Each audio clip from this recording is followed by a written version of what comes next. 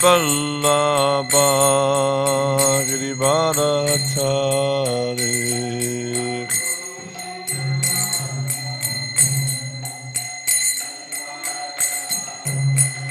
Jaya Radha Madhava Kunda Bihari Jaya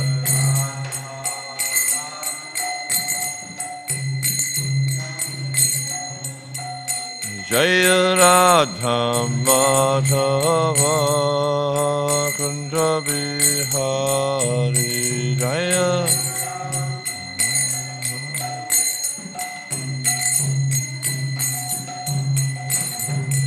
Gopi Chandra Vallabha Girivadachari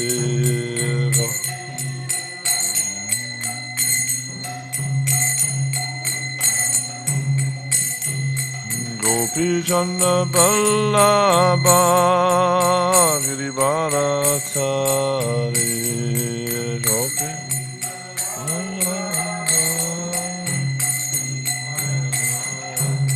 Yashoda Nandana Prajajana Ranjana Yashoda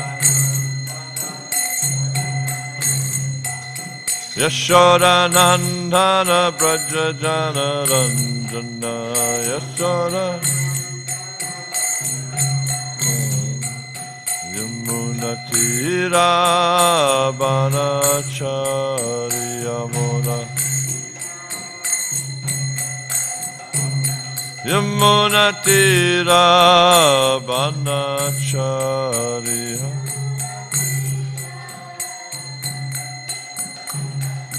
Jaya Radha Madhava Kunda Bihari Jaya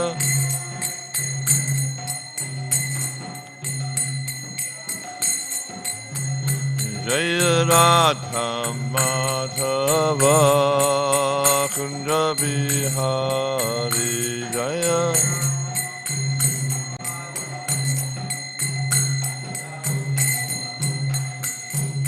Gopi Chandra Vallabha Girivadachari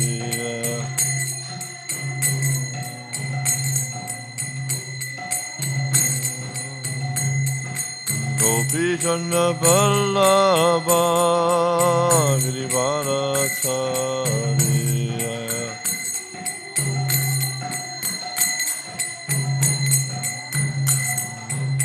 Yashoda Nandana Prajajana Ranjana Yashoda Yashoda Nandana Prajajana Ranjana Yashoda Yamuna Tira Banachari Yamuna Yamuna Tira Banachari Yamuna Jaya Radha Madhava Kunda Bihari Jaya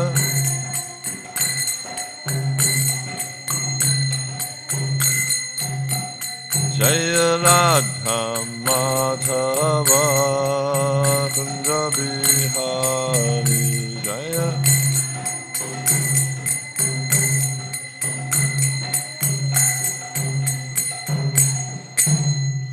Jai Nitya Vishnu Vishnupad Paramahamsa Parivrajaka Ashto Tarasata Śrīmad Bhāgavatam Grace Sabhai Charanada Vinda Bhaktivedanta Swami Prabhupada Ki ISKCON and BBD Founder-Acharya.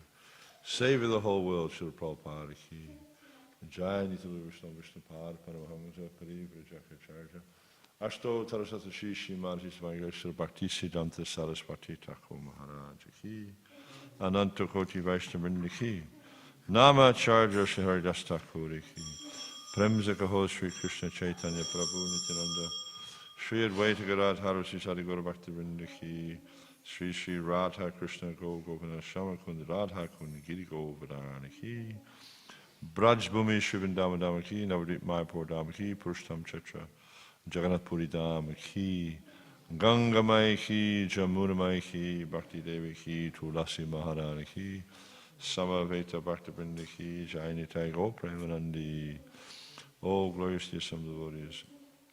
All glorious to the Son of the devotees. All glorious to the devotees. All glorious, lotus feet of Sri Guru and Sri Garanga. All glorious to Sri Prabhupada ki, Jam Vishmarai. Krishna Sabbatai, Simon Sabbatai, Namo Vishmarai, Krishna Om Namo Bhagavate Vasudevaya. Om Namo Bhagavate Vasudevaya. Om Namo Bhagavate Vasudevaya.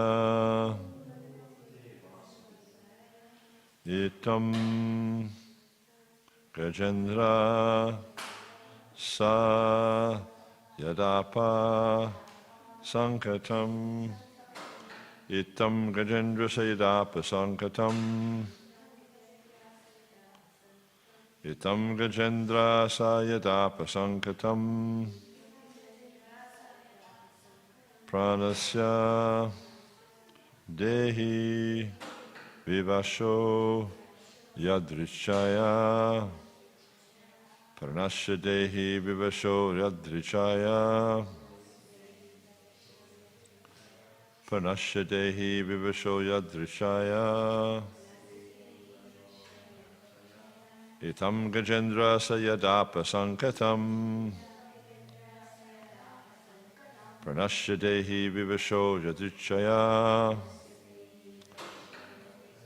Aparayan Atma Vimokshane Chiram.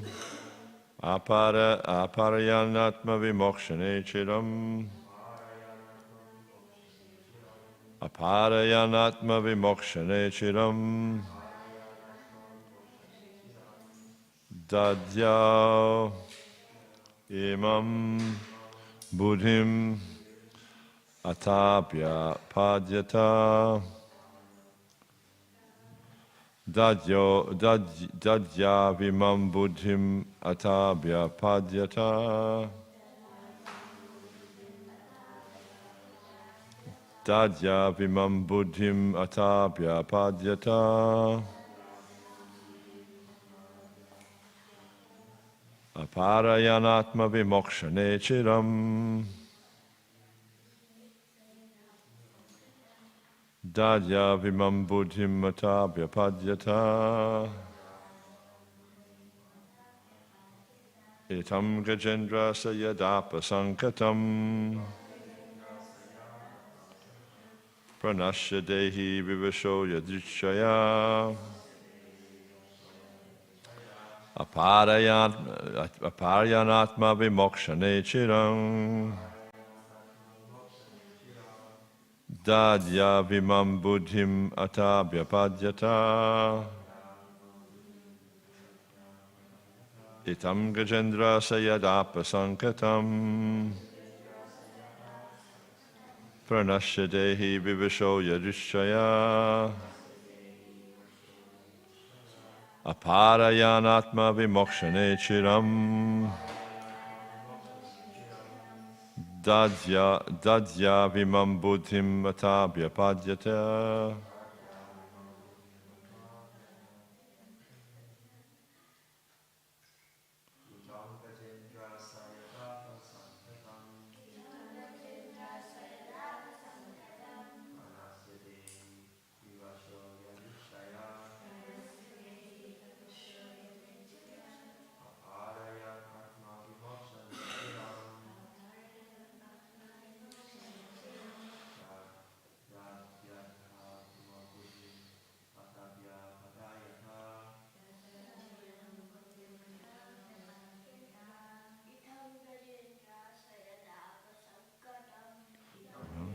Sayadapa Sankatam.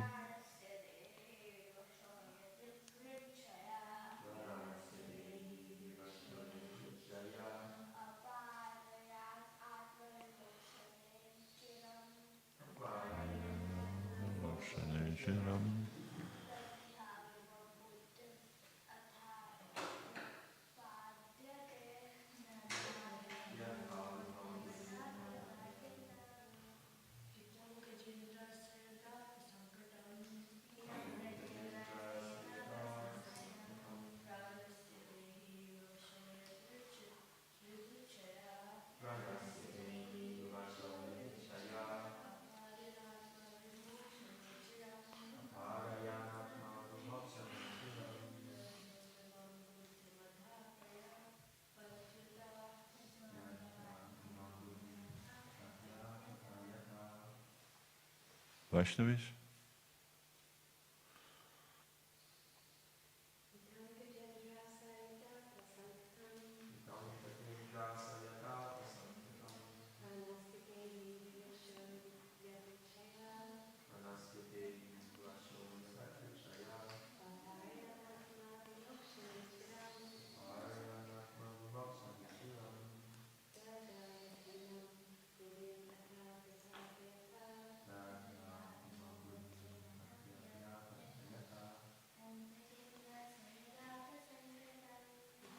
Gajendra Sairapa Sankatam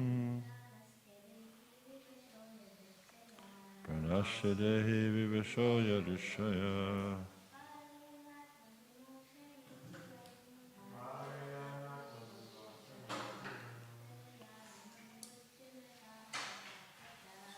Aja Vimam Buddhim Abhadavada Etam.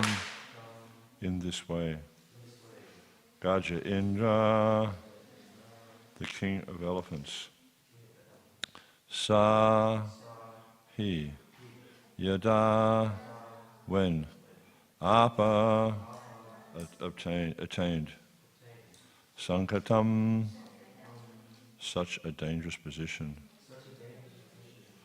Pranasya, of life, Dehi, who is embodied, Vivasha, circumstantially helpless, Yadrishchaya, by the will of providence, Aparayan, being unable, Atma Vimokshane, to save himself, Chiram, for a long time, Dadyao, began to think seriously,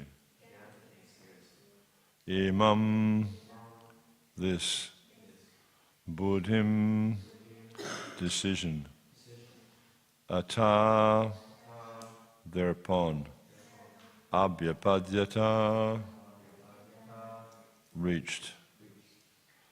Often we see that buddhi is translated as intelligence also, so you'll see that the decision he made was quite an intelligent decision. Translation: when the king of the elephants saw that he was under the clutches of the crocodile by the will of providence and, being embodied and circumstantially helpless, could not save himself from danger, he was extremely afraid of being killed.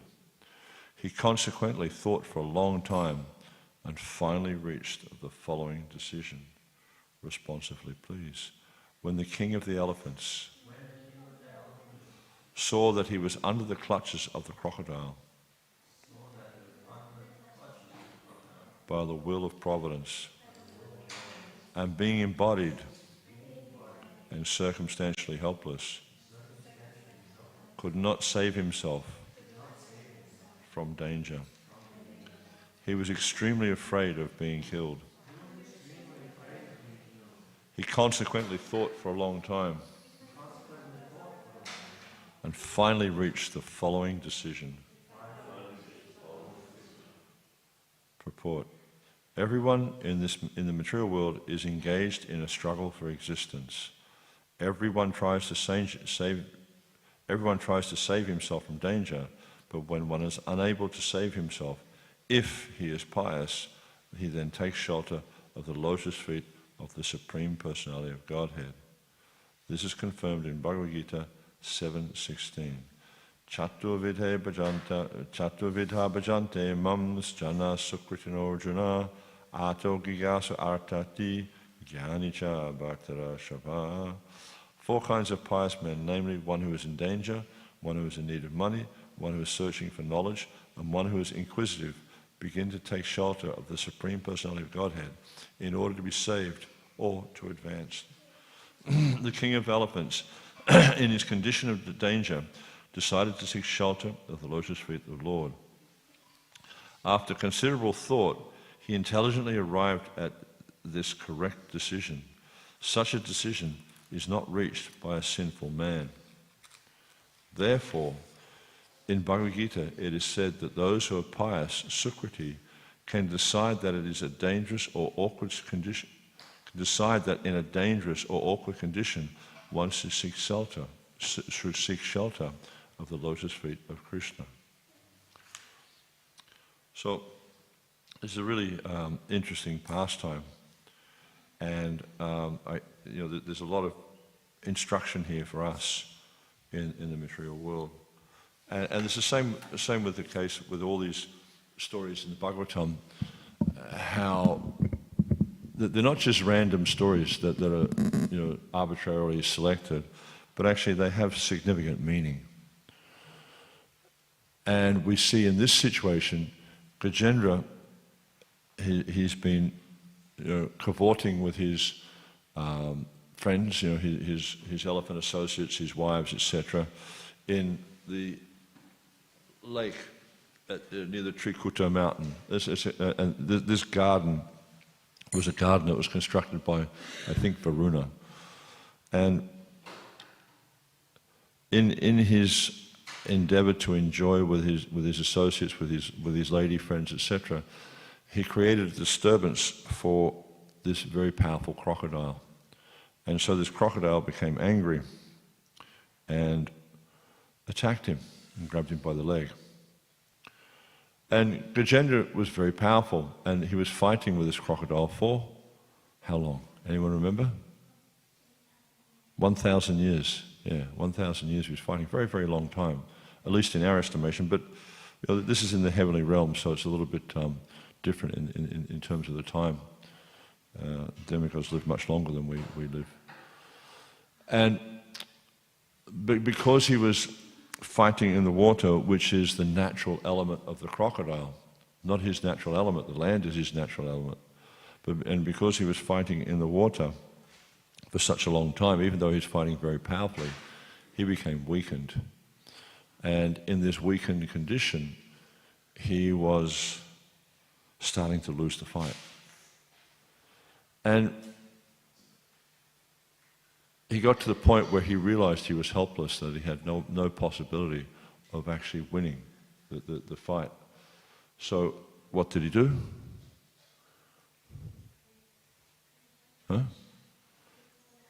He called out to the Lord, he surrendered. And Prabhupada's making the point here, this is because he was actually pious. And Vishwanath Chakravarti Thakur comments on this verse, that because he realized it was his karma, then he was blessed with, automatically he gained intelligence. And so this is a really interesting situation, because we see in this material world, everyone's suffering at one level or another, everyone's suffering. But how many people accept that this is due to my past pious and impious deeds? You find that it's very rare. And there's an interesting verse in the Bhagavatam where it discusses this situation in the 10th canto, I think it's chapter 14, where it's talking about how the living entity, they're going about their activities, and they're suffering so many reverses, if you like, in life. But they accept this is due to their past activities, pious and impious activities, but all the while patiently suffering the reactions of their past activities. Then actually, rendering service to the Supreme Personality of God, they actually become eligible for liberation because it's their rightful claim. It has the word there, sadoya bhak, which means like inheritance. So someone who understands that what I'm experiencing in this material world is my karma, then they don't blame others. But you'll see the tendency in this material world, if something happens to us, we tend to blame someone else. And I had this experience the other day. I was talking with a devotee, and he was talking about, in his preaching, how he experienced all these different difficulties, and he was blaming so many other people. I think, but I'm thinking to myself, you've been a devotee for many years, and you don't get the philosophy. I mean, you may read it in the books and you'll be able to repeat it in class, but do we actually live the philosophy? And that's what these books and these pastimes, they're instructing us. This is the philosophy of Krishna consciousness. This is what we need to imbibe. This is what we need to understand. And not just to understand, but to live this philosophy. And we see here Gajendra, even though he's suffering an extreme difficulty. I mean, none of us has ever had to experience anything quite like that, where someone grabs us by the leg with their mouth and starts to drag us into the water and try to drown us. But in other ways, we're experiencing that every day. The material nature is grabbing us by the scruff of the neck and pulling us down into this material world.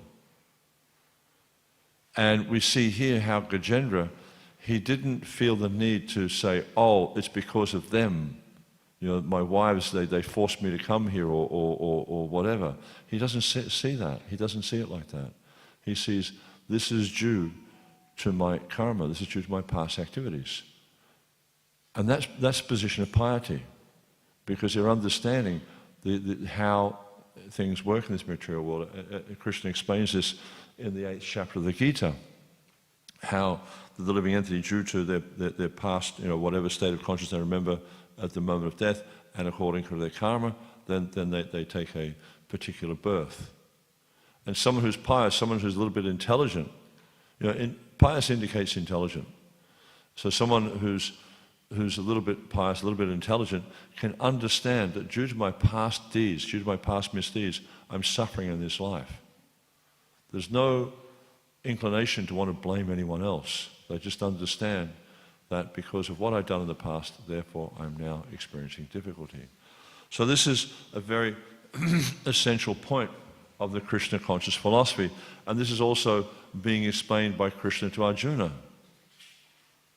That, don't think that, you're experiencing difficulty in this material world because of others, but actually you're experiencing difficulty in this material world because of what you've done in the past. Your activities determine where you're going to go. Your karma, your guna and karma determine where you'll go in your next life. And so as a result of guna and karma, one takes on a particular birth in a particular family with particular parents, a particular type of body, whether it's a human body or an animal body or a tree, plant body or whatever. And what happens then is we take birth, and as a result of the association in the family we have, the parents, the siblings, etc., one's karma starts to manifest in that environment. And as a result of that association, as a result of our past guna and karma, we develop a particular nature. And according to that, we act in a particular way to particular stimulus. And this is exactly what's happening here, is Gajendra is being attacked by the crocodile. And of course he could just blame someone else and say, oh, it's because of them, because of so-and-so that I'm suffering like this. But actually he doesn't do that.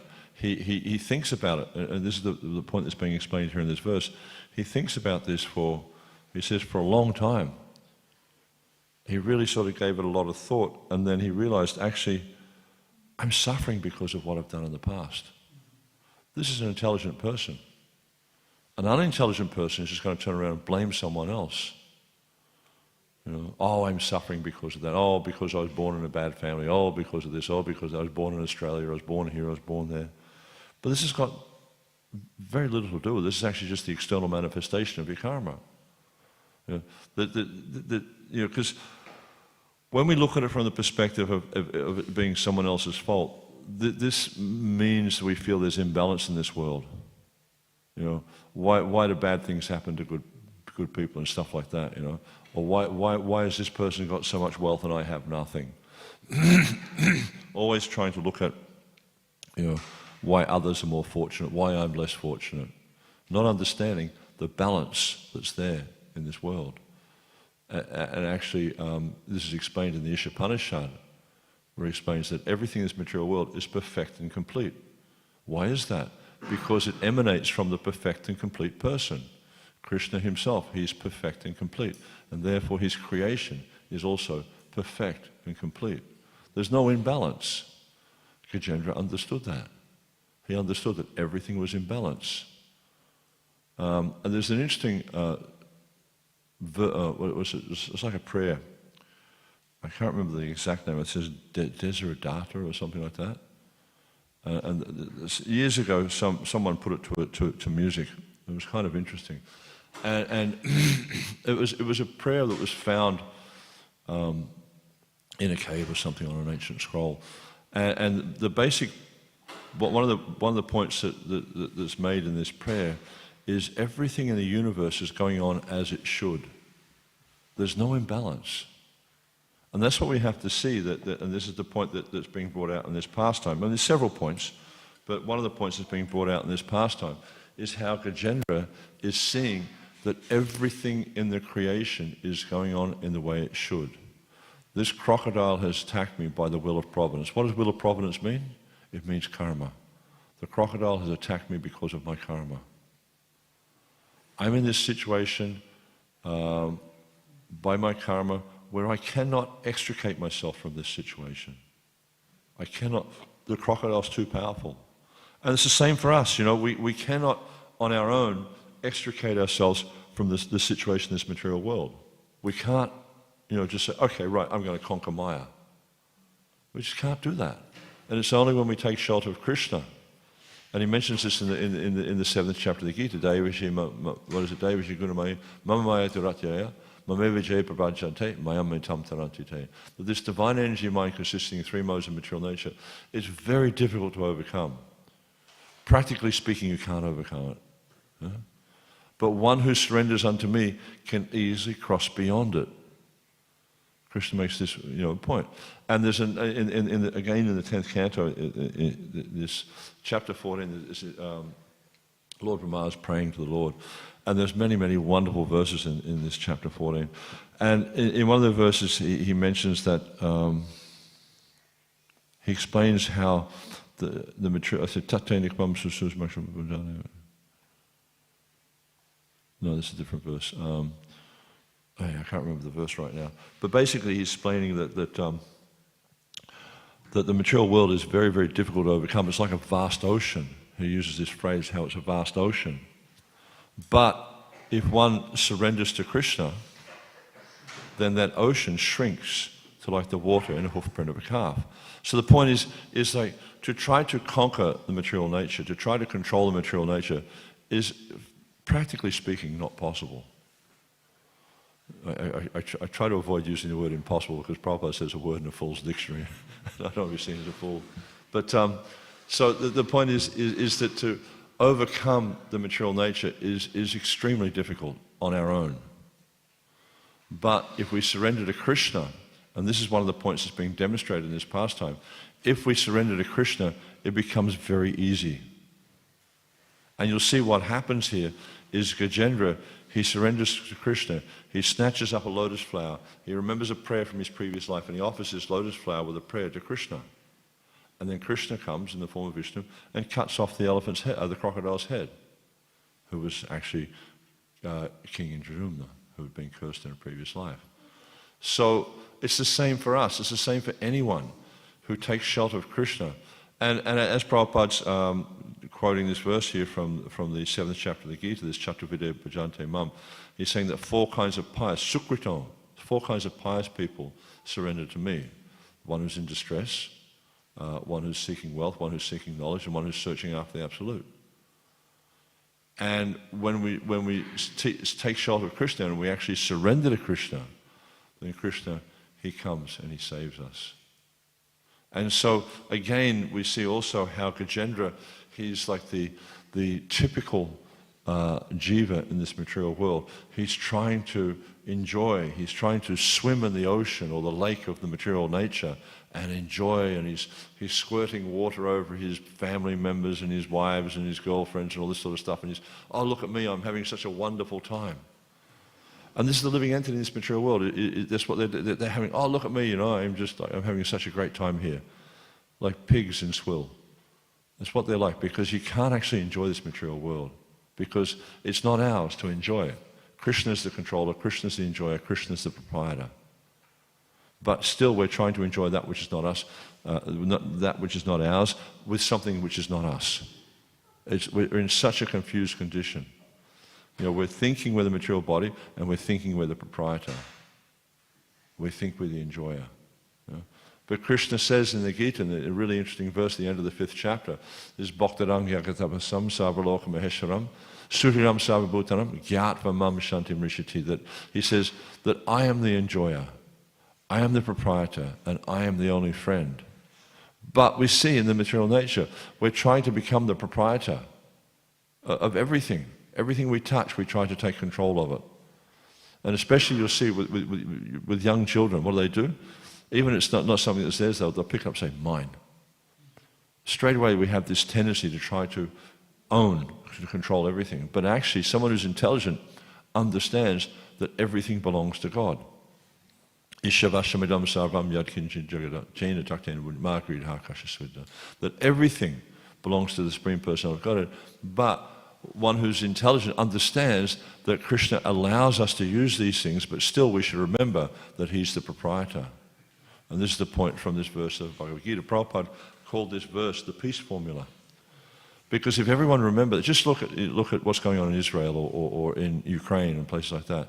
If everyone remembered this point, that Krishna is the only proprietor, Krishna is the only enjoyer, and Krishna is the only friend, there would be no war. Because what's there to fight over? It belongs to Krishna. But because we forget these essential points, then there's so much conflict in this material world. So, Prabhupada's making this point here that when one's pious, one will surrender to Krishna. Well, not always, but when you have a pious disposition, your proclivity is more inclined to surrender to Krishna.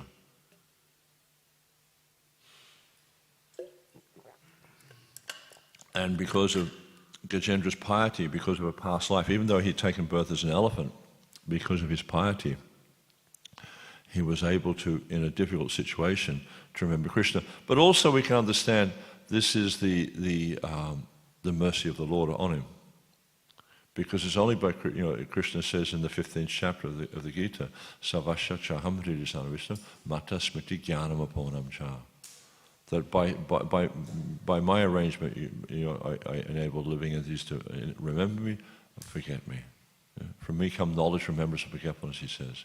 So the fact that, because Gajendra's in an elephant body, right? And we look at, all living entities in this material world have been going up and down. It says in the Brahmanda, Brahmadikona, Bhagavan, Jeev, Guru, that they're going up and down through so many different species of life.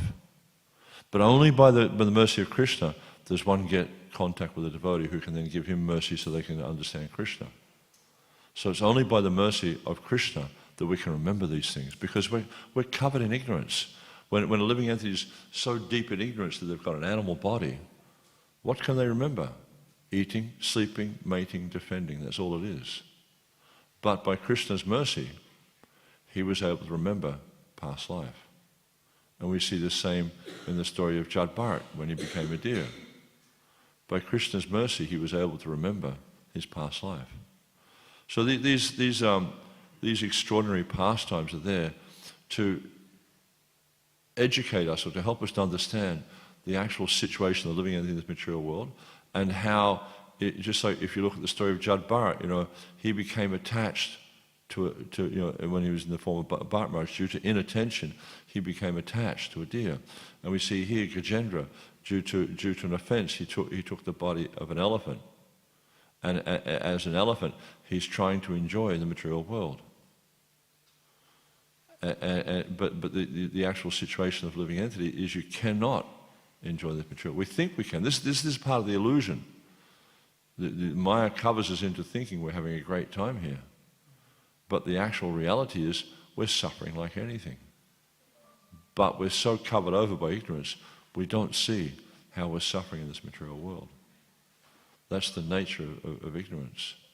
And there's an interesting verse in the first canto of the Bhagavatam, I think it's chapter 7, where it's Anatta Upamam Shakshad, I can't remember the whole verse, but basically it's saying how the sufferings of the living entity are superfluous to him.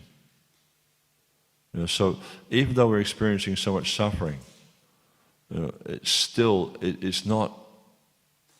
only connected to the body, it's not connected to us. It's superfluous to us. And if we identify with the body, what happens is we identify with the suffering that comes to the body.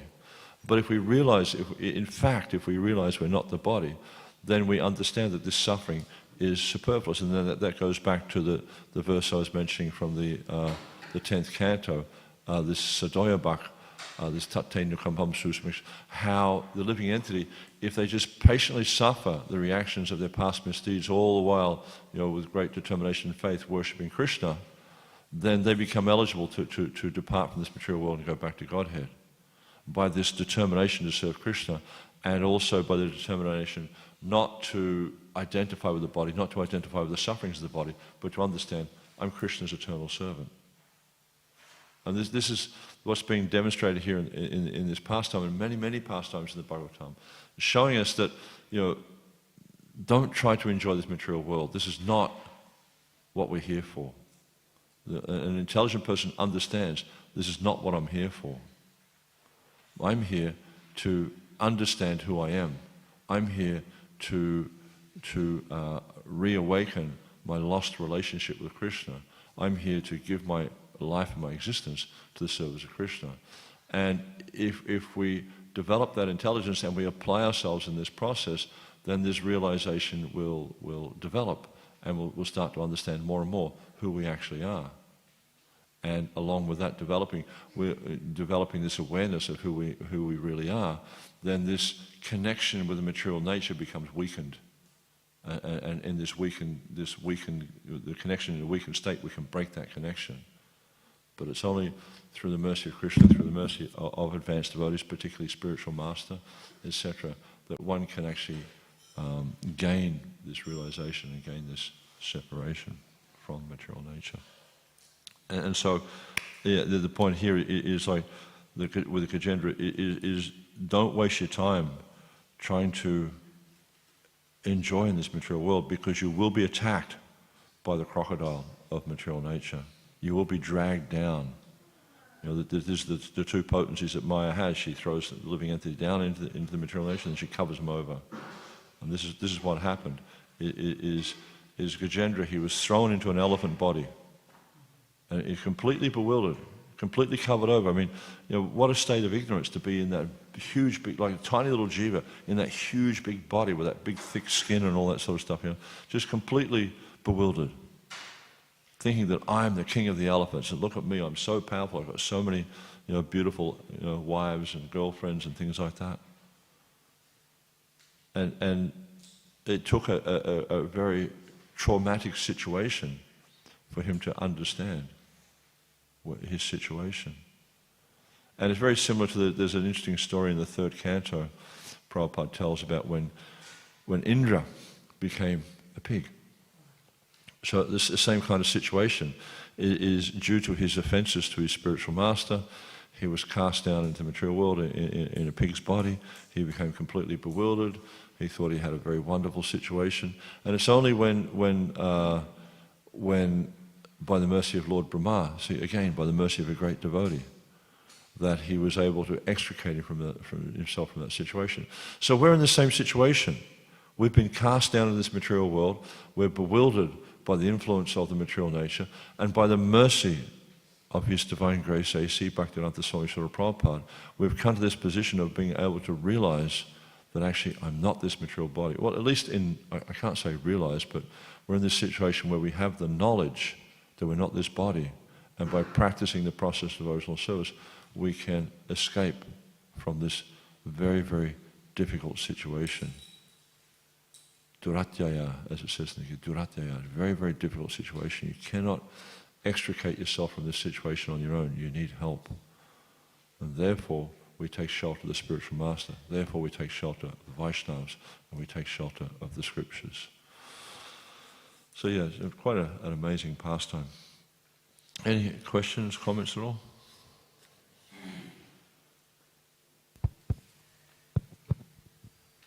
Yeah, Prabhu. Hare Krishna, thank you for your class, Maharaj. So yesterday I was in the city, and I saw this man on the corner, homeless man. Sorry? I saw a homeless man on the corner. Yeah. And he was sitting there, his very filthy body, and he had like a little Bible in front of him, and he was praying really intensely on the corner. And I was thinking, like, this person, I don't know what he does, but it seemed usually like people on the street, they're doing like sinful activities, you know, but he's still praying to God, you know. So yeah, I was just trying to figure out with this verse, you know, how you were saying that the pious people, they take shelter of the Lord. So he must have some piety, huh? To be able to do that. No doubt. He must have some degree of piety to be able to take shelter of the Lord. And it's very difficult to understand the situation of each living entity, because you just don't know how he wound up in that situation. Was it by circumstance? Was it by choice? You know, it's very hard to understand how people wind up in certain situations. Just like sometimes you see with devotees that they'll take certain types of vows, where they'll take a vow of poverty, or they'll take a vow of Mauna Brat, or so many different things, or they'll just live. You know, there's a story of who was it? Rishabdev. Yeah, I mean, when he actually achieved his realization, he just took a vow, if you like, where he didn't try to. He lived like a serpent basically, and just laid on the ground, and just whatever came of its own accord, he just accepted that. You know, so we see that sometimes, great souls, because this person could be a great soul, you just don't know. And they just take these vows just to live in a particular type of way, so they can focus more on the Supreme Person. I was reflecting on this morning. It's like, right now, with my body, it's still working, but it's giving me challenges. And I was reflecting on some of the great souls we see in our movement, like Giriraj Maharaj and devotees like that, how they've had massive sort of challenges physically, health challenges. And then what they do is they choose to go more internal. So, I was reflecting, well, if I have a heart attack or something like that, what will I do? Will I start to go more internal? I sure hope so. Give up all this external sort of like management type stuff and things like that, and just try to focus more on the holy name. Because when these things happen to us, it's like a warning. Your time's up. You're going to have to sort of leave soon. So, but like when these things happen, it's kind of like that's for a very fortunate living entity when you have a warning. And Prabhupada makes this point in relation to Parikshit Maharaj. He knew he had 7 days left. We don't even know if we've got 7 minutes left. We could be sitting here, just Bhagavatam class, plane flies overhead, drops an engine, comes through the roof, and we're all dead. That happens. A few years ago, there was a plane flying from Melbourne to Sydney, propeller plane. One of the propellers came off. I just went, can you imagine that thing just spinning, how fast it's spinning, going through the air? Fortunately, it landed in the bush and just messed up the trees. But if it had gone through a house or an apartment building or something like that, my gosh, people would have been chopped up like anything. So you just don't know. Padam, padam, yadvipadam. There's so much danger at every step in this material world. So, every opportunity we have, every impetus we have, we should use that to serve Krishna, to surrender to Krishna more and more. That's the direction, but the practically doing it's not always easy. Because there's so many distractions, there's so many, deep-seated desires in our heart, to control, to enjoy, to all this sort of stuff. So, but these stories in the Bhagavatam, so they just help us to understand more and more our position in this material world, and also give us direction. It's just Gajendra, he's just thinking of Lord, this is my karma, please my Lord, accept my prayer. It's the same for us. So understand what's going on in this material world. You're suffering here in this material world because of what you did. It's got nothing to do with anyone else. But so often we see that we will blame someone else for what I'm experiencing. It's happening to you, you must be the cause. It's not happening to somebody. If someone else was the cause, it would happen to them. And then one time, Prabhupada was having a conversation with a gentleman called Peter Burwash, who was a tennis coach, very popular, well-known coach. And he said, don't hate the instrument of your karma. So if someone does something to you, except this is happening to me because of what I've done in the past. Maybe I did something to them in a previous life. Don't blame them. Don't hate them because of what happens. Just realize this is happening to you. It couldn't happen to you if it wasn't your karma. It couldn't happen if you weren't due. If we actually believe that things happen that I don't deserve, it means we think that God's incompetent, that He can't create a balanced system. Because if we look here in the material world, everything is in perfect balance. Everything. And even though the men are, the human beings are doing so many things to disturb the balance of the material world, still it rectifies itself. So, we just need to try to accept that Krishna's in charge of the creation and everything's perfect. And just use whatever happens in us as an impetus to surrender to Krishna more and more. Prabhu. Hare Krishna, you mentioned about the possibility of material enjoyment is that it can land something similar. It can land something similar to the pastime that we're reading here, and but not all the material or efforts for material enjoyment land in similar kind of a conclusion, and so we always have that hope that maybe ours will be a different scenario. But they do land in a similar conclusion, it's just we don't see it. This is obvious, that's all. But just like here we are in Melbourne, right, and it's 10 degrees outside. That's extreme suffering. For some. For some people, they come up from Wollongbar and the humidity is like, 80, 90%. That's extreme suffering for them. So we're always landing in these situations of extreme difficulty.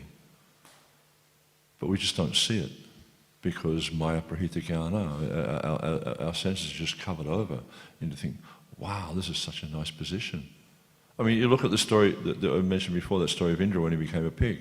Would you like to be a pig? You'd think that was, from this perspective, you think, oh, how horrible. But he wasn't thinking like that.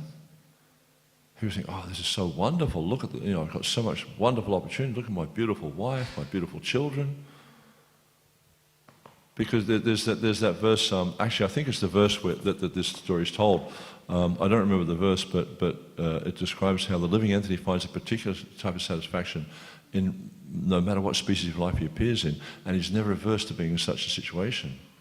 So this is the workings of material nature, covers over our intelligence, so that we think whatever situation we wind in, this is, oh man, it doesn't get any better than this. This is the perfect situation. I mean, I've got everything in the world to be envious of. I've got a beautiful wife, I've got beautiful children, I've got a nice place to live. And you could be living in the gutter. And you think, look at me, I've got, And Prabhupada, one time he was traveling on a train in India, I've seen this, where he came across this man who had some burnt pieces of wood. And he was so attached to these burnt pieces of wood, he was holding on to them for his very life. That's the nature of the material nature. That's the workings of the material nature. She just covers us over into thinking that whatever situation I have in this material world is the best. It doesn't get any better than this. And you look, the materialists, they're drunk out of their brains. They can hardly walk. They're so intoxicated. And they think, wow, it doesn't get any better than this. I'm having such a great time. That's just the workings of material nature. You just don't see you're suffering the same way as Gajendra. For us, it's very obvious, but for someone else in this situation, not. We're all caught in Maya's trap.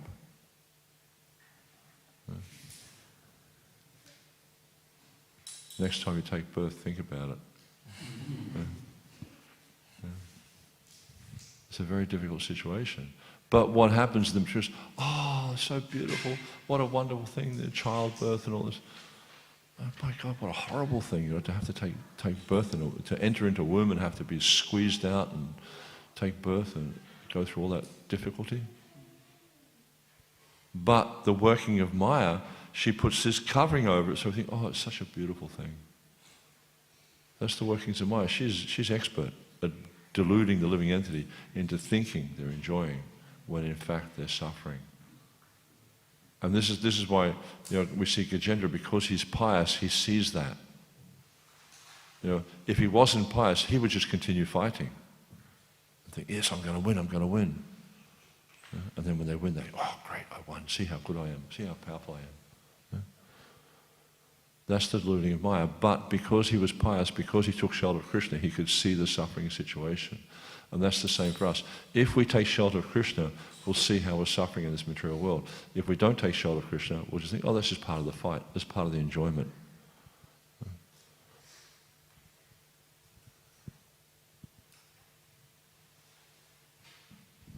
I was wondering if you're going to ask a question.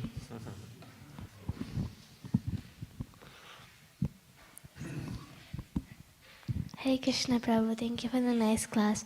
Prabhu, you mentioned we shouldn't blame someone for the difficulty or the situation we're put in because it's our past karma. So, Prabhu, sometimes we see someone actually hurts us, and then if we blame it on ourselves, wouldn't it be injustice to the person who's actually given us a suffering or put us in a difficult situation? Can you back up a little bit?